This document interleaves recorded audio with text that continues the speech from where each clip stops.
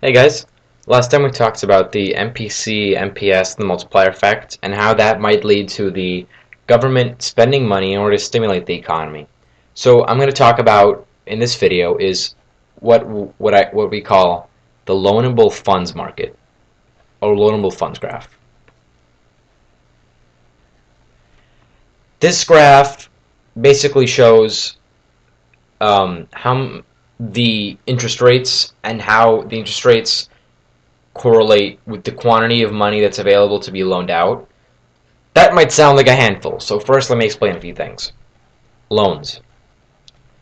Loans are, you should probably know what loans are, but it's when the bank gives money to a person because they want to invest in something. For example, a house, a new business, a venture, something like that, to buy a car also. And on that loan, they charge something called an interest rate. An interest rate is the amount of money you have to pay on a loan in addition to actually paying back the full cost. So, let's say you borrowed, which it means you got a loan for $10,000, and the interest rate was 10%. So not only do you have to pay back $10,000, you also have to pay back 10% of $10,000. So, what's 10% of $10,000? It's $1,000. So, you'd have to pay back $11,000. And that's how banks would make money on that. They charge you interest, so they get back the full cost and an extra $1,000 profit.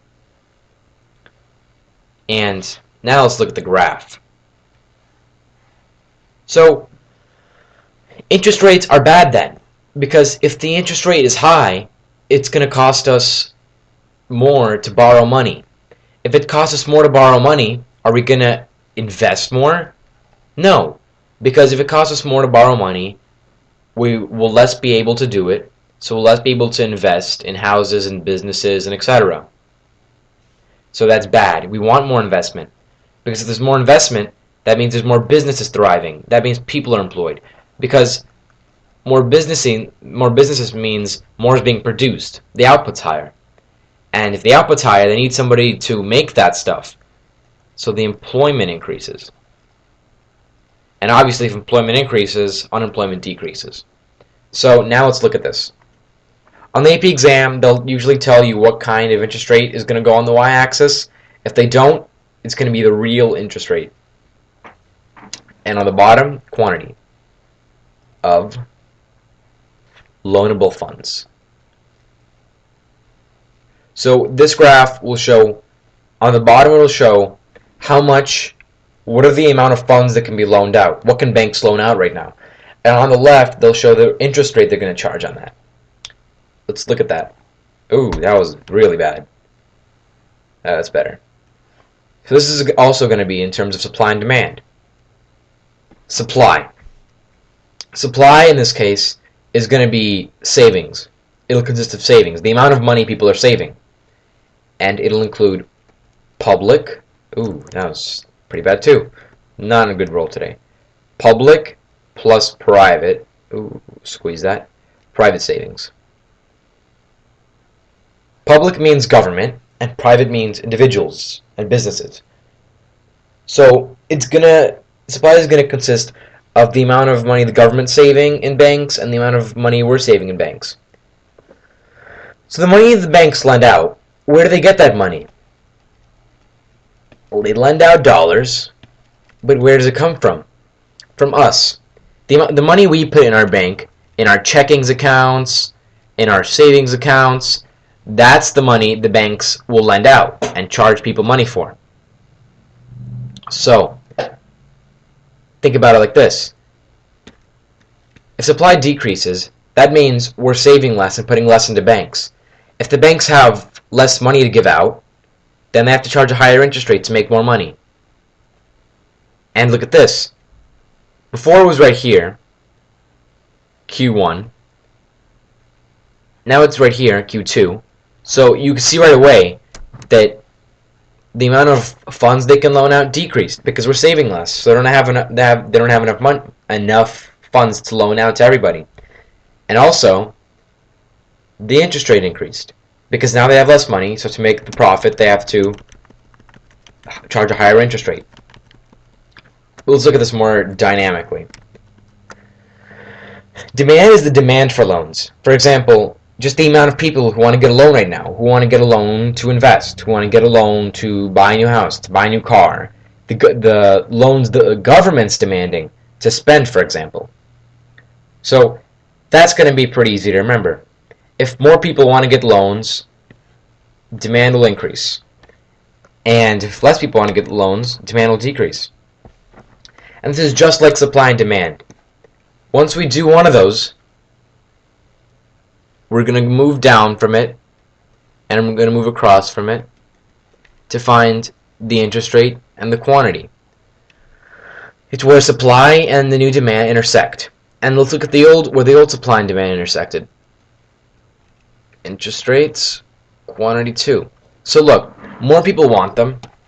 The banks will be able to have more to loan out. And since more people want them, the banks can profit more by charging a higher interest rate. That's how that happens. And it's the similar effect, it's a same method if demand decreases. Now, we went from here to here. Less people want it, so the amount we're going to lend out, the quantity of loanable funds, the amount we're willing to lend out, banks are willing to lend out, it's going to decrease. They're not going to be able to lend out as much because nobody really wants it. And since nobody wants it, they're going to have to decrease the interest rate in order to actually get some people to get loans. Alright. Now, supply. How does supply shift? Well, let's say people save more. Supply will increase because people are saving more. When supply increases, let's take a look at what happens. Obviously, banks can lend out more now because there's more they can get from. But the cool part is now, the interest rates decrease. Because they have so much to lend out, now they can just charge a lower interest rate because they can give out more at that lower interest rate and still make the same profit as if they were to give out less at a higher interest rate. And we already looked at supply decreasing. So how does that tie into the government spending I was talking about earlier? Well, remember what we said, the multiplier is going to be the basis for a lot of government spending. So the government wants to spend $5 million because they know the multiplier is 5, and that's going to make a $25 million effect. So where are they going to get that $5 million? There's only 2 places they can get it. 1, the government's savings, and 2, they can just demand loans. They can ask for loans from banks. So let's look at that. Either take from savings or demand more. If they take from savings, they're taking from public savings because public is the government. So if public savings decreases, supply decreases. So if they do that, look at this. If they do that, the interest rate is going to increase. That's the most important part of this graph, the interest rate. That's what's going to matter the most. So the interest rate decreases. Now, let's say instead of taking from their savings, they just took out loans. They demanded more from the bank. So demand will increase because the government wants more now. Still, the interest rate is going to increase. So we can see that while the government spending is going to have some multiplier effect and stimulate the economy, that interest rates are going to increase now. So that's going to be harmful to us because the government spending that $5 million is going to make the interest rate climb, and that's going to be harmful to us because now we have to pay more to get money. The government's not worried about that, but we are. This is called crowding out. Basically crowding out private investment.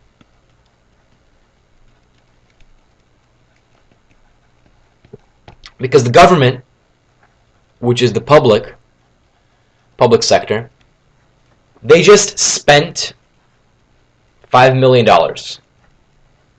That caused the interest rates to climb. They're at fault for making the interest rates higher. And now the private sector has to pay higher interest rates to get money. How do you think they're going to like that? They have to pay more to get the money they need to invest. They're not going to like that. And so investment will actually decrease because some people won't be able to or won't want to pay that kind of interest rate. Investment will decrease. So look at while that spending will stimulate our economy, the decrease in investment is not going to stimulate. It's going to make us worse off. Now, why was that? Why does government spending stimulate, and why does investment stimulate? Remember, GDP is C plus I plus G plus net exports. So if the government spends more, which is G, government increases, GDP increases. If investment increases, then so does GDP increase. But the government spending increases and investment decreases, well, that's pretty tough. That's pretty bad. Because now we're going in opposite directions. While the government is stimulating over here, we're worse off over here. So that's the crowding out effect. Crowding out private investment. Because investment's going to decrease because of a higher interest rate due to higher government spending. Although it's not easy to calculate like which one increases more, so are we better or worse off in the end. But the AP exam won't ask you to test that. They'll just, crowding out is on there every year. So just know that it'll increase interest rates, which will decrease investment. Increase in interest rates, decrease in investment.